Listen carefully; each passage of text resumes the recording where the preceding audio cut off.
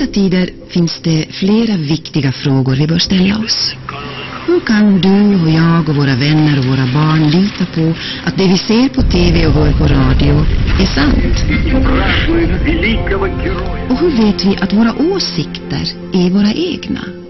Nu kan vi vara säkra på att de svaga rösterna kommer till tals istället för att skrämmas till tystnad. Jag kan tala om hur. Det finns en människa vi kan tacka för allt detta.